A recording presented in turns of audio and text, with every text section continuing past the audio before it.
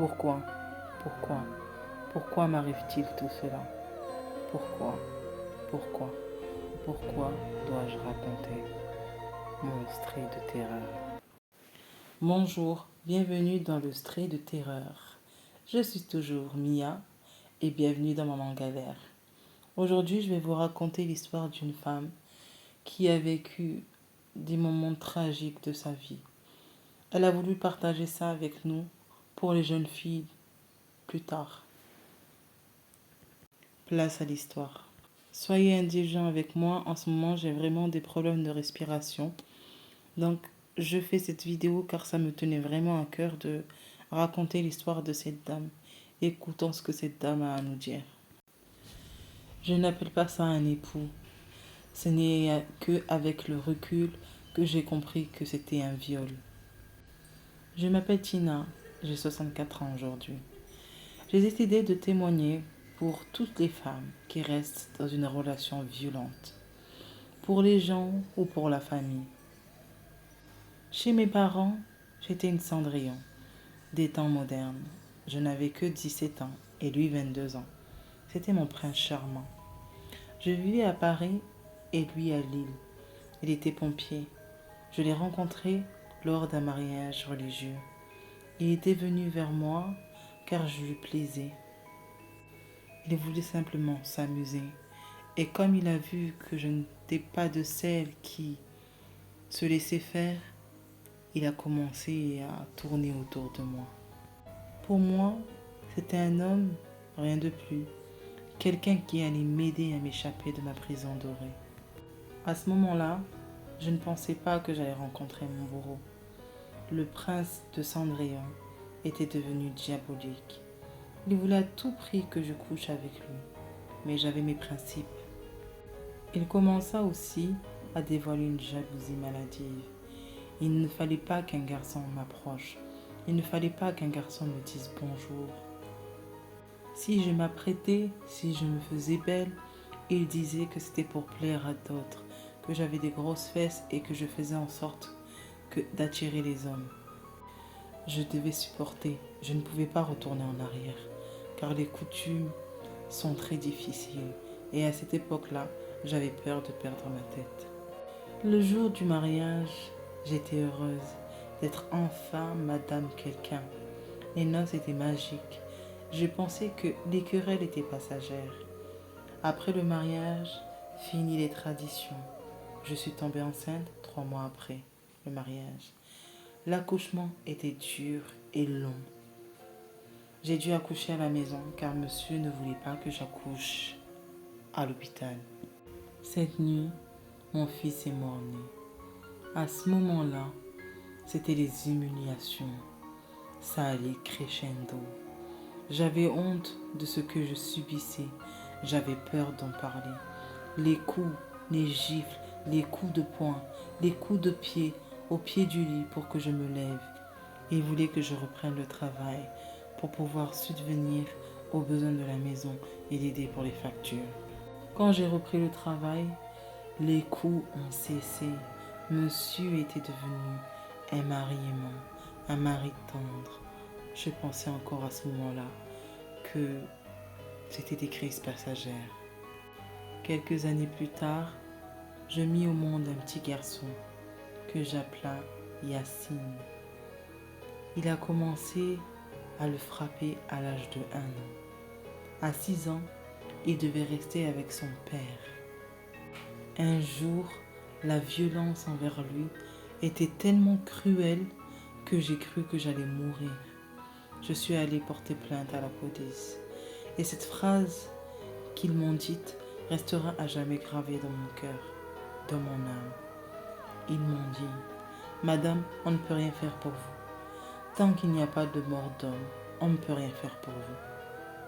Je n'avais nulle part où aller. Je n'avais personne à qui parler. Ma mère était terrifiée. Ma libération de ma prison était devenue un enfer. Mes frères me méprisaient car j'étais avec un homme qui boit et qui ne respectait pas notre religion. Dès qu'il voulait me frapper ou qu'il voulait frapper mon fils, Je faisais en sorte de cacher mon fils et prenais les coups à sa place. Il m'a cassé le bras, les côtes, la cheville. À chaque fois que j'allais à la police n'agissait pas. Quand ma mère est décédée, ça a été le déclic pour moi. Elle avait acheté une maison loin de mon mari. Ni mon mari, ni mes frères étaient au courant. Le notaire, ce soir-là, est venu vers moi et m'a laissé une lettre. J'ai attendu le lendemain pour pouvoir la lire. Et ce que j'ai vu m'a fait tant de peine. Bonjour ma princesse, Matina. Je suis désolée de tout ce que tu subis aujourd'hui. Je suis ta mère et j'ai failli à mon rôle de mère. Tout ce que tu subis, je le subis avec ton père. Je n'ai pas pu te protéger et je n'ai pas pu t'enlever de là où tu étais.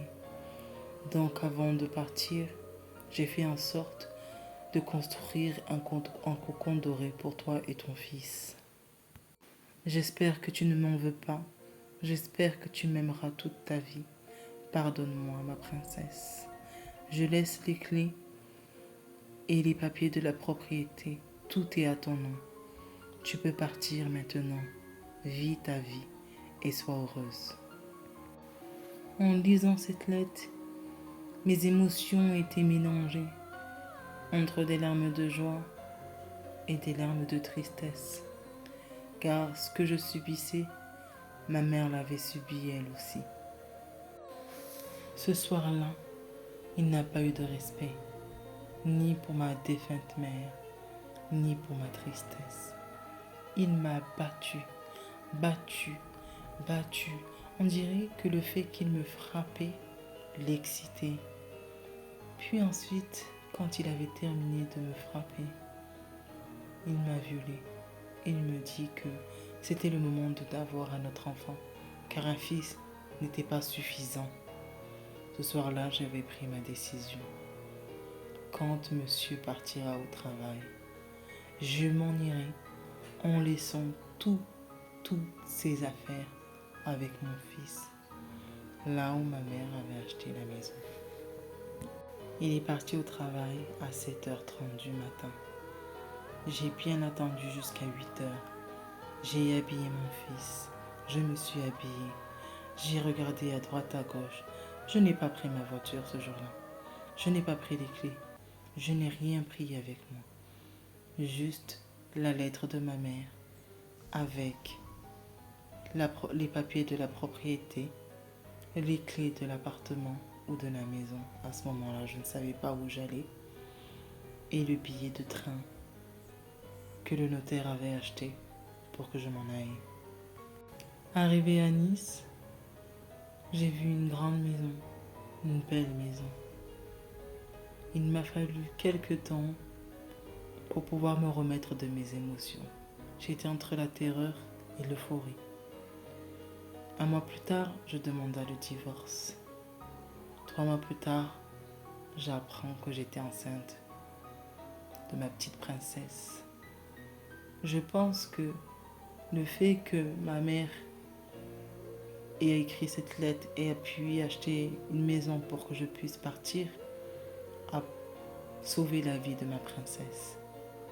Pour qu'aucune princesse sur terre ne devrait vivre ce que j'ai vécu. Mon calvaire a duré 10 ans. Et aujourd'hui, j'ai 64 ans. Je ne me suis jamais remariée. Car cet homme m'avait brisé le corps, mais avait brisé aussi mon âme.